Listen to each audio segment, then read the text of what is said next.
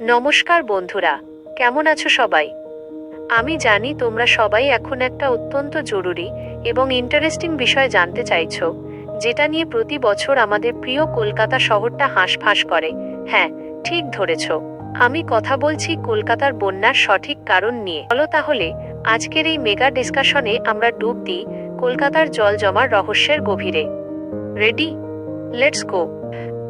দেখো, বিষয়টা কিন্তু খুবই সিরিয়াস, তবে আমি চেষ্টা করব খুব সহজ এবং মজাদার করে পুরো বিজ্ঞানটা তোমাদের সামনে তুলে ধরতে। যখনই আমরা দেখি কলকাতার রাস্তা হাঁটু জল বা কোমর জলে ডুবে আছে, তখনই আমাদের মনে একটাই প্রশ্ন আসে, কেন এমনটা হয়? এর উত্তর কিন্তু শুধু একটা নয়, এটা হলো বহুবিধ কারণের এক জটিল ককটেল, যা প্রতি বছর বর্ষায় আমাদের শহরকে ডুবিয়ে দেয়। এই কারণগুলোকে আমরা তিনটে প্রধান ভাগে ভাগ করে দেখতে পারি। প্রাকৃতিক কারণ, যা আমাদের হাতে নেই; মানবসৃষ্ট কারণ, যা আমরা নিজেরাই ডেকে আনি; এবং পরিকাঠামো বা ঐতিহাসিক কারণ, যা সময়ের সঙ্গে মোকাবিলা করতে পারেনি। প্রথম স্তর, ভূগোলের অভিশাপ ও প্রকৃতির বিরূপতা। প্রথমে আসি সেই কারণগুলোতে যা একেবারে প্রকৃতির হাতে। তুমি জানো কি, আমাদের প্রাণের শহর কলকাতা কিন্তু কোনো উঁচু মালভূমির উপর তৈরি হয়নি। কলকাতা হলো নিম্ন গাঙ্গেয় সমভূমির একদম নিচু অংশে অবস্থিত। সায়েন্টিফিক্যালি বললে এই জায়গাটা হলো সিঙ্ক বা বেসিন, সিঙ্ক অর বেসিনের মতো, অর্থাৎ এর চারপাশের এলাকাগুলো এর চেয়ে কিছুটা উঁচু। বিশেষত শহরের পশ্চিম দিকটা, হাওড়ার দিক, এবং পূর্ব দিকটা, জলাভূমির দিক যদি দেখো, তাহলে বুঝবে যে এই শহরটা আদতে একটা বিশাল থালার মতো, যার মাঝখানটা নিচু। এর ফলে প্রকৃতিগতভাবেই যখন বৃষ্টি হয়, জল চারিদিক থেকে গড়িয়ে এসে এই নিচু অংশগুলোতেই জমা হতে শুরু করে। জল সবসময় তার ঢাল খুঁজে নেয়, আর কলকাতার বেশিরভাগ অংশেই সেই ঢালটা কাজ করে না। এর সঙ্গে যোগ করো মাটির চরিত্র। কলকাতার মাটি হলো প্রধানত পলিমাটি দিয়ে তৈরি, যা জল শোষণ করার ক্ষমতা সময়ের সঙ্গে সঙ্গে প্রায় হারিয়ে ফেলেছে। আর গত কয়েক দশকে আমরা কি করেছি? আমরা প্রায় পুরো শহরটাকে কংক্রিট আর অ্যাসফল্ট দিয়ে মুড়ে দিয়েছি। তুমি রাস্তার দিকে তাকাও, পার্কিং লটে দেখো, বা বাড়ির দিকে, সবটাই তো পাকা। আগে বৃষ্টি হলে মাটি কিছুটা জল স্পঞ্জের মতো শুষে নিত, কিন্তু এখন সেই স্পঞ্জটার ওপর সিমেন্টের একটা পুরু আস্তরণ দিয়ে দেওয়া হয়েছে। জলকে আর মাটির ভেতরে প্রবেশ করতে দেওয়া হচ্ছে না। এর ফলে বৃষ্টির শতাংশ জলই এখন সরাসরি নিকাশি নালার দিকে ছুটছে। কল্পনা করো, এক গ্লাস জল মাটির ওপর ফেললে যা হতো, আর সেই জলটাই একটা পাথরের স্ল্যাবের ওপর ফেললে কি হবে। পার্থক্যটা এখানেই। এই কংক্রিটের জঙ্গল বা আরবান হিট আইল্যান্ড তৈরি করার ফল হলো এই জল জমা। এইবার আসে জলবায়ু পরিবর্তনের, ক্লাইমেট চেঞ্জ চরম প্রভাব। এটা এখন আর শুধু তত্ত্ব নয়, একটা ভয়ঙ্কর বাস্তবতা। তোমরা হয়তো লক্ষ্য করেছো, এখন বৃষ্টি হচ্ছে কম দিনে, কিন্তু যখন হচ্ছে তখন একেবারে অত্যাধিক পরিমাণে হচ্ছে। অর্থাৎ আগে হয়তো 3 দিনে যে বৃষ্টি হতো, এখন সেটা মাত্র 3 ঘন্টায় হয়ে যাচ্ছে। আবহাওয়া বিজ্ঞানীরা এই ঘটনাকে হাই ইন্টেন্সিটি রেইনফল বা অতিবৃষ্টি বলছেন। যখন 1-2 ঘন্টার মধ্যে 100 মিলিমিটার বা তারও বেশি বৃষ্টিপাত হয়, তখন বিশ্বের কোনো শহরের নিকাশি ব্যবস্থা সেই বিপুল পরিমাণ জলকে দ্রুত বের করতে পারে না। কলকাতা তো কোন ছাড়। এই ধরনের বৃষ্টি সাধারণত আসে বঙ্গোপসাগরে সৃষ্ট শক্তিশালী নিম্নচাপ বা সাইক্লোনিক সার্কুলেশনের কারণে। এই সিস্টেমগুলো প্রচুর পরিমাণে জলীয় বাষ্প টেনে এনে অল্প সময় শহরকে ভিজিয়ে দেয়, আর সেই জল বের করার কোনো উপায় থাকে না। দ্বিতীয় স্তর, জোয়ার ভাটার মারাত্মক খেলা ও হুগলি নদীর চরম চাপ। এরপর আসে এমন একটা কারণ যা কলকাতার জল জমাকে অন্যান্য শহরের সমস্যা থেকে একদম আলাদা করে দেয়, সেটা হলো হুগলি নদীর জোয়ার ভাটার প্রভাব। এই পয়েন্টটা ভালো করে বুঝতে হবে। কলকাতা হুগলি নদীর কাছে অবস্থিত, এবং শহরের নিকাশি ব্যবস্থার শেষ আউটলেটগুলো এই নদীতেই মেশে। সাধারণত যখন ভাটা চলে, অর্থাৎ নদীতে জলস্তর কম থাকে, তখন শহরের ড্রেনগুলোর জল সহজে নদীতে গিয়ে মিশে যেতে পারে। কিন্তু মুশকিলটা হলো যখন পূর্ণিমা বা অমাবস্যার সময় তীব্র জোয়ার আসে।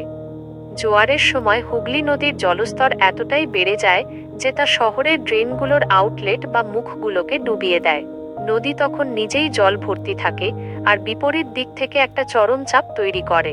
এই সময় শহরের নিকাশি নালার জল আর নদী পর্যন্ত পৌঁছতে পারে না, কারণ নদীর জলস্তর নালার জলস্তরের চেয়ে উঁচু। এর ফলে নালার জল ব্যাকফ্লো করে শহরের দিকেই ফিরে আসতে শুরু করে। যদি দুর্ভাগ্যবশত অতিবৃষ্টি এবং পূর্ণিমার তীব্র জোয়ার একই সময়ে ঘটে, তবে পরিস্থিতি হয়ে ওঠে ভয়াবহ। কল্পনা করো, একদিকে আকাশ থেকে তুমুল বৃষ্টি হচ্ছে, আর অন্যদিকে হুগলি নদী তার নিজের জল দিয়ে নিকাশির মুখ বন্ধ করে দিয়েছে। জল তখন যেন একটা বোতলের ভেতরে আটকে যায়, বেরোনোর আর কোনো পথ থাকে না। যতক্ষণ না জোয়ারের তীব্রতা কমে, ততক্ষণ শহরের জল বের হতে পারে না, আর ততক্ষণে রাস্তাঘাট ডুবে গিয়ে এক ভয়াবহ পরিস্থিতি তৈরি হয়। এই জোয়ার ভাটা হলো কলকাতার বন্যার একটা স্থায়ী এবং প্রাকৃতিক ঘাতক, যা এখানকার ড্রেনেজ সিস্টেমের ডিজাইনকে সবসময় চ্যালেঞ্জ করে। তৃতীয় স্তর, ঐতিহাসিক জীর্ণতা ও পরিকাঠামোর ত্রুটি। এইবার আসি পরিকাঠামো বা ইনফ্রাস্ট্রাকচারের কথায়। এটা কলকাতার বন্যার এক ঐতিহাসিক কারণ। কলকাতার নিকাশি ব্যবস্থার একটা বড় অংশ কিন্তু তৈরি হয়েছিল সেই ব্রিটিশ আমলে, 1870 থেকে 1910 সালের মধ্যে। সেই সময়ের জনসংখ্যা, জীবনযাত্রা এবং জলবায়ুর ওপর ভিত্তি করে এই সিস্টেম ডিজাইন করা হয়েছিল। এই ব্যবস্থাটা আজকের আধুনিক কলকাতার জন্য একেবারেই অপ্রতুল। এই ড্রেনেজ সিস্টেমটা মূলত পাম্পিং নির্ভর। গোটা শহর জুড়ে অনেকগুলো পাম্পিং স্টেশন রয়েছে, যেমন ধাপা, বেলগাছিয়া, কালীঘাট ইত্যাদি। এই পাম্পগুলো বিদ্যুতের সাহায্যে জমে থাকা জলকে টেনে তুলে শহরের বাইরে, অর্থাৎ পূর্ব কলকাতার জলাভূমি বা বড় খালগুলোতে ফেলে দেয়। এই ব্যবস্থা অনেকটা যেন একটা হার্ড পাম্পিং করার মতো কাজ করে। কিন্তু সমস্যা হলো, এই পাম্পগুলোর বয়স হয়েছে, এদের ক্ষমতা, ক্যাপাসিটি আজকের বৃষ্টির পরিমাণ সামলানোর জন্য যথেষ্ট নয়, আর প্রায় এদের যান্ত্রিক ত্রুটি দেখা দেয়। সামান্য বেশি বৃষ্টি হলেই পাম্পগুলো কুলিয়ে উঠতে পারে না। তার উপর বিদ্যুৎ চলে গেলে বা জেনারেটরে কোনো সমস্যা হলে তো পুরো সিস্টেমটাই থেমে যায়। পাম্পিং বন্ধ মানেই শহরের রাস্তায় জল জমা নিশ্চিত। আর একটা মারাত্মক সমস্যা হলো নিকাশি নালাগুলোর ডিজাইন ও রক্ষণাবেক্ষণ। এই ড্রেনগুলো বহু বছর ধরে ঠিকমতো ড্রেজিং বা পরিষ্কার করা হয়নি। নালাগুলোর ভেতরে পলি, মাটি আর কাদা জমে জমে এদের গভীরতা এবং জল বহন করার ক্ষমতা অনেক কমে গেছে। একটা গভীর নালা যে পরিমাণ জল নিতে পারত, একটা অগভীর নালা সেই পরিমাণ জল নিতে পারে না। ফলে সামান্য বৃষ্টিতেই নালার জল উপচে রাস্তায় চলে আসে। এই ড্রেজিংয়ের অভাবের কারণে ড্রেনগুলো যেন নিজেদের কাজ করার ক্ষমতা নিজেরাই হারিয়ে ফেলেছে। চতুর্থ স্তর, মানবসৃষ্ট বিপর্যয় ও আমাদের চরম অসচেতনতা। কিন্তু বন্ধু, সব দোষ শুধু প্রকৃতি বা পুরনো সিস্টেমের নয়। এই সমস্যার একটা বড় অংশ আমরা নিজেরাই তৈরি করি। এটা হলো মানবসৃষ্ট বিপর্যয়। যত্রতত্র আবর্জনা ও পলিথিন ফেলা, এটা হলো কলকাতার জল জমার 1 নম্বর মানবসৃষ্ট কারণ। আমরা রাস্তাঘাটে যেখানে সেখানে প্লাস্টিক বোতল, পলিথিন ব্যাগ, খাবারের প্যাকেট, চায়ের কাপ ফেলে দিই। বৃষ্টির জল যখন এই আবর্জনা নিয়ে যায়, তখন এইগুলো গিয়ে নিকাশি নালার মুখগুলোতে জ্যাম তৈরি করে। কল্পনা করো, নালার ভেতরে প্লাস্টিকের এক বিশাল দেওয়াল তৈরি হয়েছে, জল চাইলেও আর সেই দেওয়াল ভেদ করে যেতে পারছে না। এটা শুধু নিকাশির গতি কমায় না, বরং সিস্টেমটাকে পুরোপুরি অকেজো করে দেয়। 2. পূর্ব কলকাতার জলাভূমি, ইস্ট কলকাতা ওয়েটল্যান্ডস দখল। এটা আমাদের শহরের জন্য একটা বিশাল অপরাধ। এই জলাভূমি হলো প্রাকৃতিক স্পঞ্জ এবং গোটা শহরের ফ্ল্যাট বাফার জোন। এই জলাভূমি শুধুমাত্র অতিরিক্ত জল শুষে নেয় না, বরং শহরের নোংরা জলকে প্রাকৃতিকভাবে পরিশোধনও করে। কিন্তু লোভের বশে আমরা কি করেছি? বেআইনি নির্মাণ, আবর্জনা ফেলে জমি ভরাট এবং শহরের প্রসারের অজুহাতে এই জলাভূমির একটা বড় অংশ আমরা ধ্বংস করে দিয়েছি। যে প্রাকৃতিক ঢাল আমাদের শহরকে বাঁচাতো, তাকেই আমরা সরিয়ে দিয়েছি। জলাভূমির সংকোচন মানেই হলো জলকে ধরে রাখার প্রাকৃতিক জায়গা কমে যাওয়া, আর সেই জল এখন সোজা ঢুকে পড়ছে শহরের রাস্তায়। 3. খাল ও নদীর দখল, আদিগঙ্গা বা তপসিয়া খালের মতো শহরের গুরুত্বপূর্ণ জল নিকাশি পথগুলো কিন্তু দখল হয়ে যাচ্ছে। খালের দুধারে ঘরবাড়ি তৈরি হচ্ছে, আবর্জনা ফেলে খালের তলদেশ ভরাট করা হচ্ছে। এর ফলে খালগুলোও তাদের কার্যকারিতা হারাচ্ছে। তাহলে ছবিটা কি পরিষ্কার হলো? কলকাতার বন্যার কারণ হলো এই সবকটি নেতিবাচক উপাদানের এক ভয়ঙ্কর এবং সম্মিলিত মিশ্রণ। একদিকে ভূগোলের অভিশাপ, নিচু এলাকা ও কংক্রিট, অন্যদিকে আবহাওয়ার চরমতা, হাই ইন্টেন্সিটি রেইনফল, সঙ্গে জোয়ারের উল্টো চাপ, এবং সবশেষে ১৫০ বছরের পুরনো জীর্ণ নিকাশি ব্যবস্থা, যার মুখ আমরা আবর্জনা ফেলে বন্ধ করে দিয়েছি।